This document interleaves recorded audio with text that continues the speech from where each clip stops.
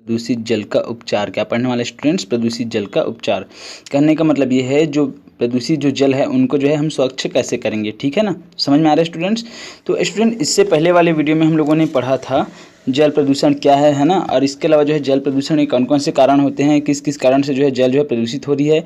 इसके अलावा जो है जल प्रदूषण की रोकथाम हम कैसे कर सकते हैं, ठीक है, वो पढ़े थे स्टूडेंट्स। तो आज के इस वीडियो में हम लोग पढ़ेंगे स्टूडेंट प्रदूषित जल का उपचार हम कैसे करेंगे, ठीक है। तो प्रदूषित जल का उपचार जो है इसको समझने के लिए हम जो है क्रियाकलाप देखते हैं यहाँ पर स्टूडेंट्स।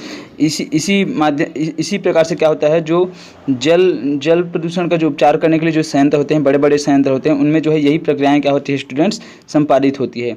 तो चलिए देखते हैं स्टूडेंट्स यहाँ पर क्रियाकलाप 6 को देखते हैं, ठीक है।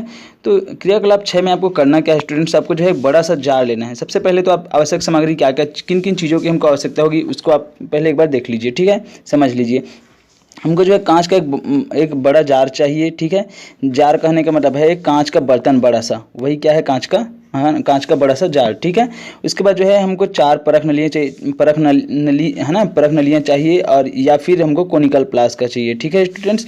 उसके बाद जो है कांच के तिनके अथवा संतरे के छिलके चाहिए। उसके अलावा जो है अपमार्जक है। अपमार्जक कहने का मतलब है स्टूडेंट्स निरमा, जैसे कि है ना, वो पानी है, स्याही है, विडोलक है, जिससे हम क्या कर सकते हैं, मिक्स कर सकें, मिला सकें, है ना।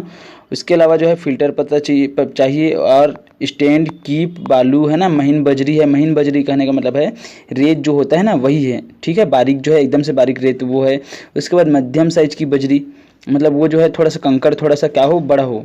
ओके स्टूडेंट्स, अब हमको करना कैसे है, इसको जो है हम 4 भागों में जो है करेंगे, ठीक है, समूह में विभाजित करके। तो चलिए हम लोग करते हैं क्रियाकलाप कैसे क्रियाकलाप करेंगे। तो सबसे पहले आपको क्या करना है स्टूडेंट्स, आपको जो है एक बड़ा सा जार लेना है, जैसे कि ये जार है ना। अब जार में क्या करना है स्टूडेंट्स, आपको जो है लगभग 3/4 क्या कर देना है स्टूडेंट्स, यहाँ पर पानी भर देना है। तो 3/4 हम क्या कर देते हैं स्टूडेंट्स, यहाँ पर पानी भर देते हैं। अब 3/4 पानी भरने के बाद आपको क्या करना है स्टूडेंट्स, इसमें जो है ये जो जार जो है 3/4 पानी भरा हुआ है, इसमें आपको क्या कर देना है, घास के जो तिनके हैं उसको मिला देना है। इसके अलावा जो संतरे के जो छिलके हैं, है ना, जिससे क्या हो, इसमें कार्बन थोड़ी सी जो है कार्बनिक अपशिष्ट पदार्थ इसमें मिल जाए, तो आपको क्या कर देना है, इसमें जो है जो संतरे के जो छिलके हैं उसको मिला दीजिए। इसके अलावा जो है आपको जो है अपमार्जक है ना, अपमार्जक उसको मिला दीजिए। और इसके अलावा जो है या फिर जो है अपमार्जक मिला दीजिए, और स्याही अथवा किसी रंग की जो है कुछ बूंद इसमें क्या कर देंगे, मिला देंगे, ठीक है स्टूडेंट्स। उसके बाद हम क्या करेंगे, जो जार का जो ढक्कन होगा, यहाँ पर जो ढक्कन जो होगा उसको क्या कर दीजिए, आप ढक्कन लगाकर इसे क्या कर देंगे, यहाँ पर आप ढक्कन को क्या कर दीजिए, बंद कर दीजिए। और ढक्कन को जैसे ही बंद करने के बाद क्या करना है इसको स्टूडेंट्स, आपको बहुत अच्छी तरीके से इसको क्या करना है, हिलाना है। और ये जो मिश्रण जो है जो बनेगा उसको जो है मिलाने के बाद जो है 2 दिन तक लगभग क्या कर देना है स्टूडेंट्स, धूप में रख देना है। और रखने के बाद आपको क्या करना है स्टूडेंट्स, है ना, रख देना है 2 दिन तक लगभग जो है धूप में रख देना है। और 2 दिन बाद आपको क्या करना है स्टूडेंट्स, फिर से मिश्रण को जो है हिलाना है। और हिलाने के बाद जो है क्या करना है, ये जो मिश्रण जो होगा उसमें से थोड़ा सा हम क्या करेंगे, थोड़ा सा जो भी पदार्थ जो बना हुआ है ना, जो मिश्रण जो बना हुआ है इसमें, उसको थोड़ा सा क्या कर लेंगे स्टूडेंट्स, एक परख नली में या फिर कोनिकल फ्लास्क में जो है ले लेंगे, ठीक है। अब लेने के जैसे कि ये जो है ये एक परख नली है, ठीक है, इसमें क्या कर लिए हम, थोड़ा सा ले लिए यहाँ से जो है जो मिश्रण है वो ले लिए, ठीक है स्टूडेंट्स। अब ये जो मिश्रण जो है इसमें जो है हम क्या करेंगे, इसको नमूना नंबर 1 दे देंगे, नमूना क्रमांक 1 करके, ठीक है। अब नमूना है ना, पहला नमूना, ये नमूना 1 करके नाम दे देंगे, इसमें एक चीट चिपका देंगे। उसके बाद क्या करना है स्टूडेंट्स, आपको जो है इसमें देखना है क्या इसका सुगंध बदल गया है, ठीक है। तो आप जैसे ही सूंघ करके इसको देखेंगे तो आपको पता चलेगा स्टूडेंट्स, इसका जो गंध जो है क्या हो चुका है, ये बदल चुका है, ये आपको पता चल जाएगा, ठीक है।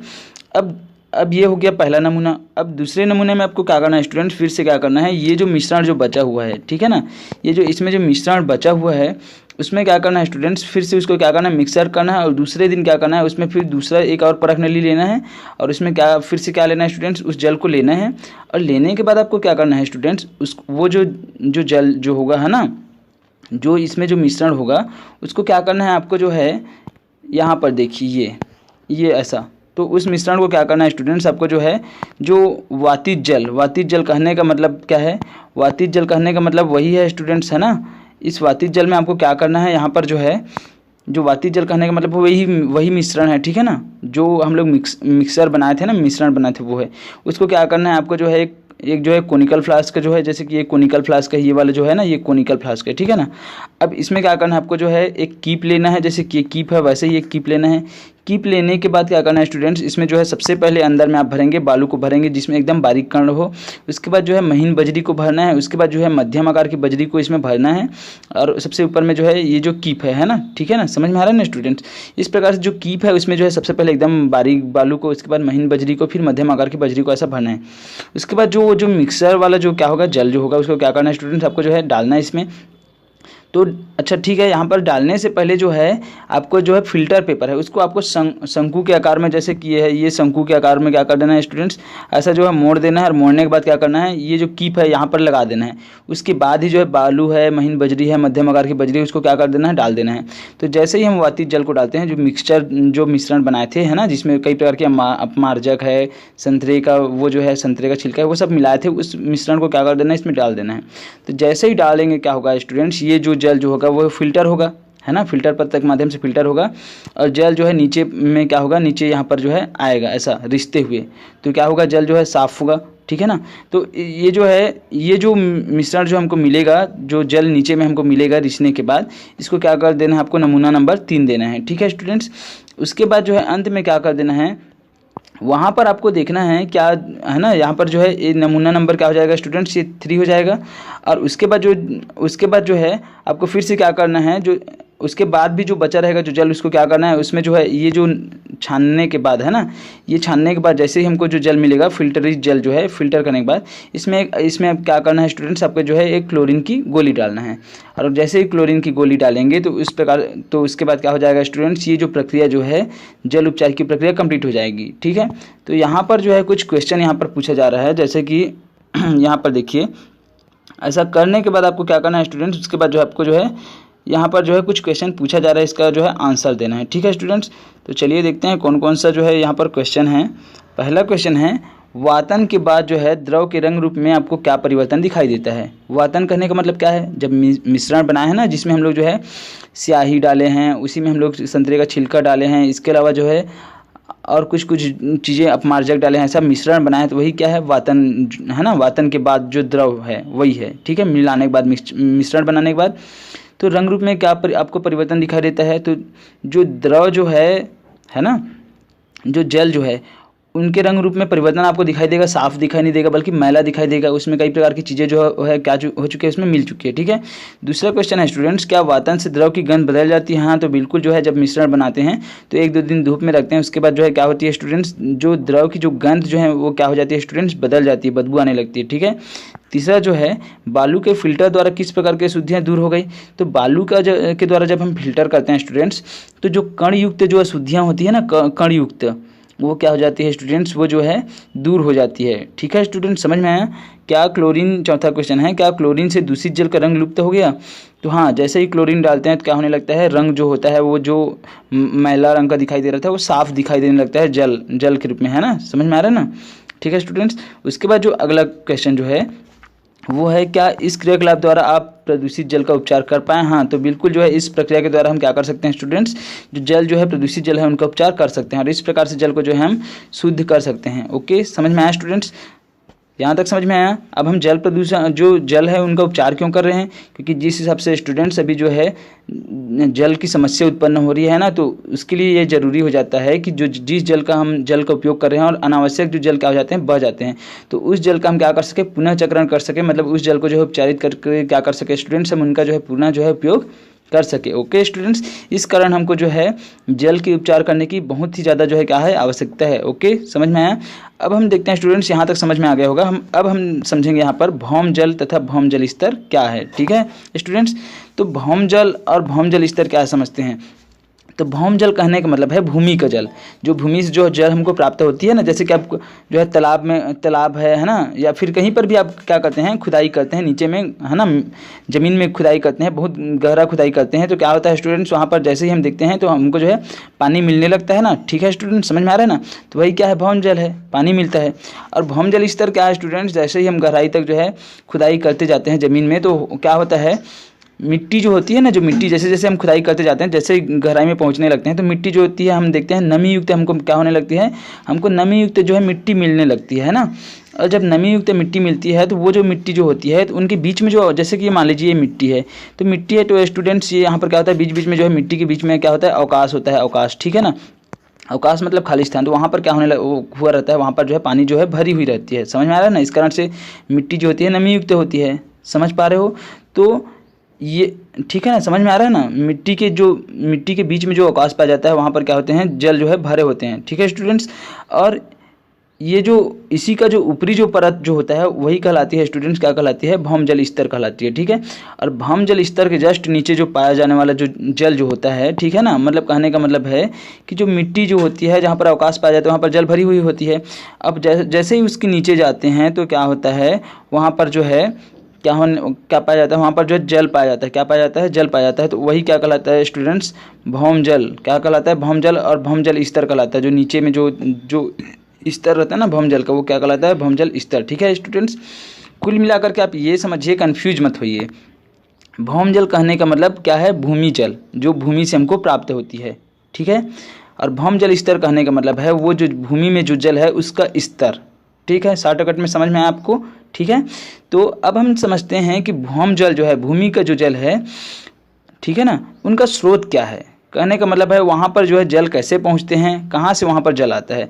तो स्टूडेंट्स, जो भूमि का भौम जल जो होता है उनका जो मेन स्रोत है वो है वर्षा का जल। क्या है स्टूडेंट्स? वर्षा का जल। ठीक है ना? जैसे ही क्या होती है, जैसे कि ये भूमि है, ये जल स्रोत है, भूमि के नीचे जल स्रोत है। ठीक है? तो जैसे ही वर्षा होती है तो वर्षा का पानी जो है क्या होने लगता है स्टूडेंट्स, रिस रिस करके जो है क्या होता है, ये जो भौम जल होता है वहाँ पर, भौम जल स्तर होता है वहाँ पर जाकर के एकत्रित होता है। और इस प्रकार से यहाँ पर जो है भौम जल मतलब भूमि जल जो है क्या होती है, यहाँ पर क्या होती है, एकत्रित होती है, रहती है। ठीक है स्टूडेंट्स?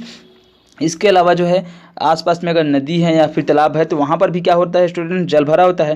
तो जल जो है रिस रिस करके क्या होता है स्टूडेंट्स, रिस रिस करके जो है जो भूमि का जल स्तर है उसको क्या करता है, बढ़ाता है। वहाँ पर जो है पानी जो है क्या होने लगता है, रिस रिस करके एकत्रित होता है। और वही क्या है स्टूडेंट्स, भौम जल या फिर भूमि जल। Okay students? और जहाँ पर ये जो है भौम जल पाया जाता है उसी को हम बोलते हैं भौम जल स्तर।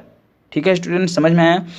अब हम यहाँ पर जानेंगे, हमारा नेक्स्ट टॉपिक है भौम जल स्तर का अवक्षय। क्या है स्टूडेंट्स? भौम जल स्तर का अवक्षय। अवक्षय कहने का मतलब है कि जो भूमि जल स्तर है वो जो है धीरे धीरे जो है समाप्त कैसे हो रही है, वो जो है भूमि जल स्तर लगातार जो है नीचे क्यों गिर रही है। ठीक है? इसमें गिरावट क्यों हो रही है या फिर भौम जल में जो है कमी क्यों हो रही है, वही क्या कहलाता है, भौम जल स्तर का अवक्षय। ठीक है स्टूडेंट्स? तो चलिए समझते हैं। अब हो क्या रहा है लगातार स्टूडेंट्स, जैसे जैसे हम मनुष्य की जनसंख्या जो है क्या हो रही है, बढ़ रही है। तो जैसे जैसे मनुष्य की जनसंख्या बढ़ रही है तो उनको जो है अधिक मात्रा में, बड़ी मात्रा में क्या हो रही है, जल की आवश्यकता हो रही है। चाहे वो जो है पेयजल के रूप में हो या फिर जो है निर्माण कार्य के लिए हो या फिर कृषि कार्यों के लिए हो। ठीक है स्टूडेंट्स? और इसके लिए हम क्या कर रहे हैं स्टूडेंट्स, लगातार हम क्या करते जा रहे हैं, बोर या जो ट्यूबवेल होता है ना, ट्यूबवेल, उसकी हम खुदाई करवाते जा रहे हैं। और लगातार क्या हो रहा है, जो भौम जल है उसको हम क्या करते जा रहे हैं स्टूडेंट्स, निकाल रहे हैं, है ना। लगातार भूमि से हम क्या कर रहे हैं, भौम जल को लगातार जो है निकाल रहे हैं। और निकाल करके क्या कर रहे हैं स्टूडेंट्स, उनका जो है अनावश्यक रूप से जहाँ पर आवश्यक होता है वहाँ पर तो उपयोग करते हैं। इसके अलावा हम क्या करते हैं, अनावश्यक रूप से जो है जल को क्या करते रहते हैं, बर्बाद करते रहते हैं। ठीक है ना स्टूडेंट? समझ में आ रहा है? और इसी कारण से क्या हो रहा है, भौम जल जो स्तर है वहाँ से लगातार पानी की क्या हो रही है, कमी होती जा रही है। और कमी होने के कारण से क्या हो रहा है स्टूडेंट, जो भौम जल स्तर जो है वो जो है लगातार जो है नीचे गिर रही है। क्या हो रही है, नीचे गिर रही है, भूमि जल जो है नीचे गिर रही है। ठीक है स्टूडेंट्स? जिसके कारण से क्या हो रहा है, एक जो है जल संकट की जो है क्या हो रही है, उत्पन्न हो रही है, जल संकट उत्पन्न हो रही है, क्योंकि भौम जल स्तर लगातार क्या हो रही है, गिर रही है। ठीक है ना स्टूडेंट? समझ में आ रहा है?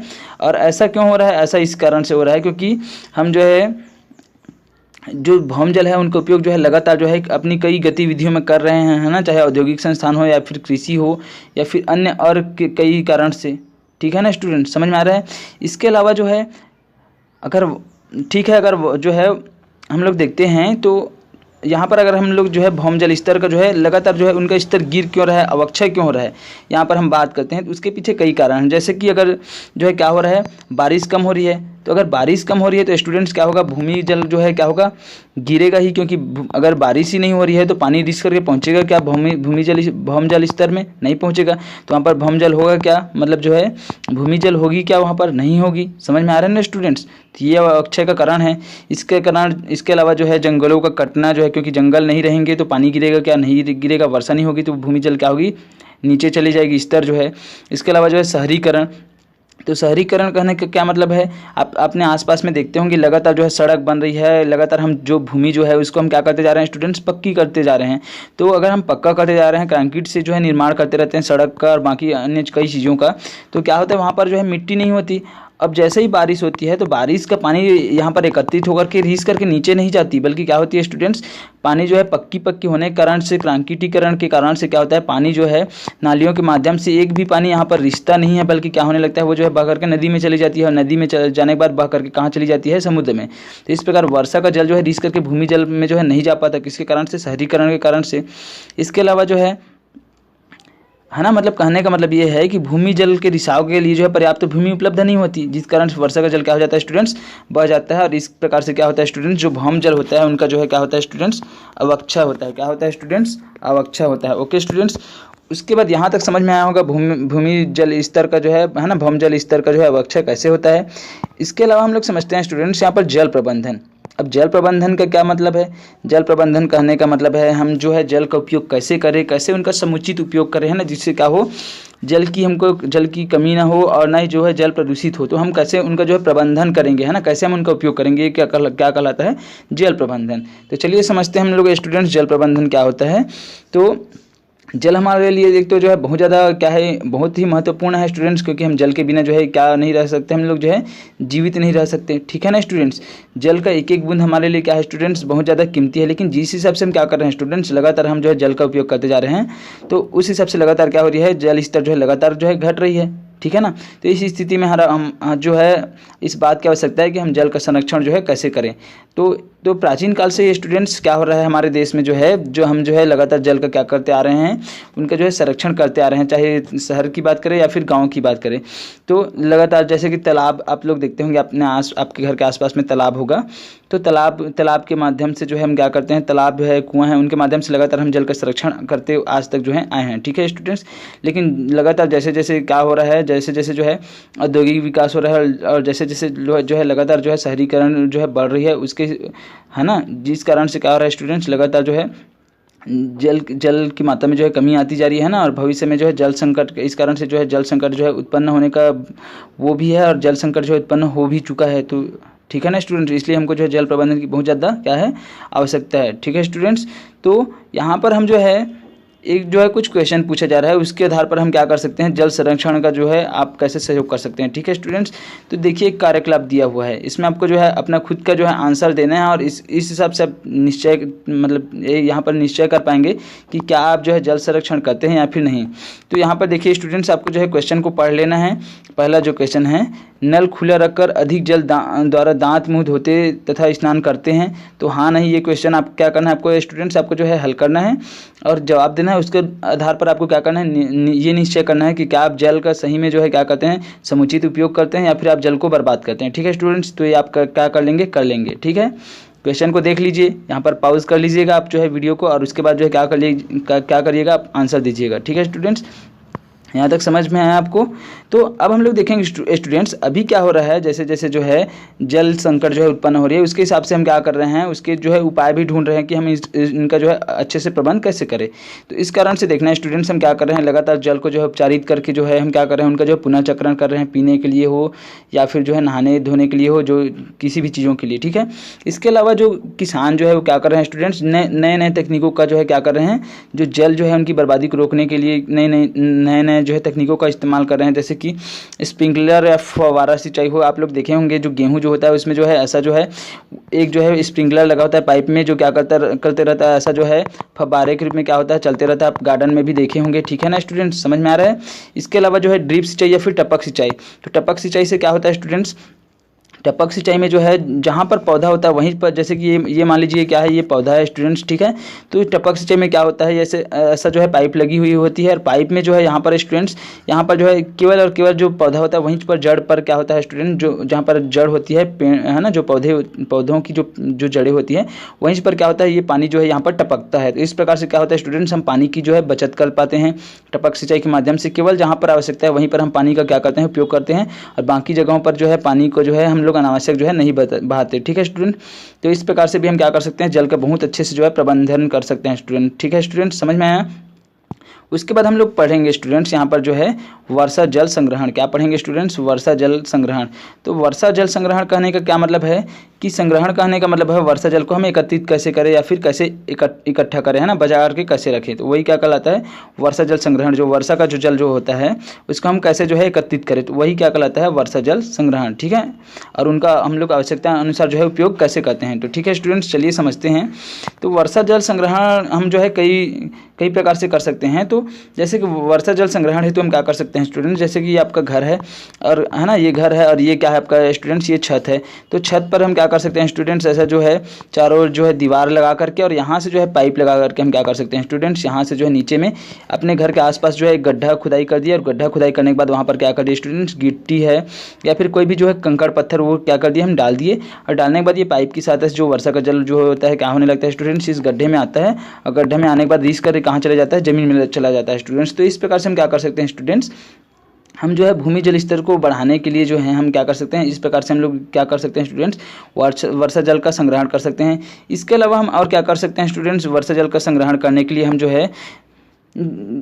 जो है गांव में, जैसे कि हम गांव की बात करते हैं तो गांव में स्टूडेंट्स हम तालाब जो है, जो तालाब होते हैं तो तालाब को जो है, तालाब का जो है गहरीकरण करके मतलब तालाब को जो है अच्छा गड्ढा करके हम क्या कर सकते हैं स्टूडेंट्स, जो वर्षा का जल जो होता है उसको हम एकत्रित कर सकते हैं। और एकत्रित करने के बाद जो है जब बरसात का सीजन जो है जब गुजर जाता है तो उसके बाद जो भी गर्मी का दिन आता है उस समय हम क्या कर सकते हैं स्टूडेंट्स, वर्षा का जो जल जो है उनका हम जो है उपयोग कर सकते हैं। ठीक है स्टूडेंट्स, समझ पा रहे हो? तो इस प्रकार से हम जो है ऐसा जो है कई प्रकार का जो है तरीका अपना करके क्या कर सकते हैं स्टूडेंट्स, हम जो है वर्षा जल का संग्रहण कर सकते हैं। ठीक है स्टूडेंट्स, तो आपको समझ में आया होगा कि हम जो है कैसे वर्षा जल का संग्रहण कर सकते हैं और वर्षा जल का संग्रहण क्यों आवश्यक है। क्योंकि वर्षा जल का संग्रहण अगर हम करते हैं तो स्टूडेंट्स हम जो है जल संकट से क्या हो सकते हैं, बच सकते हैं, है ना। जो जल की समस्या जो उत्पन्न होती है उससे हम क्या हो सकते हैं स्टूडेंट्स, बच सकते हैं। ठीक है स्टूडेंट्स, तो मैं आशा करता हूँ आप लोगों को जो है समझ में आया होगा क्योंकि बहुत डिटेल से समझाया हूँ। ठीक है स्टूडेंट्स, और आगे जो क्वेश्चन आंसर है उसको हम जो है नेक्स्ट वीडियो में जो है कंप्लीट करेंगे। ठीक है स्टूडेंट्स, तो आज के लिए बस इतना ही।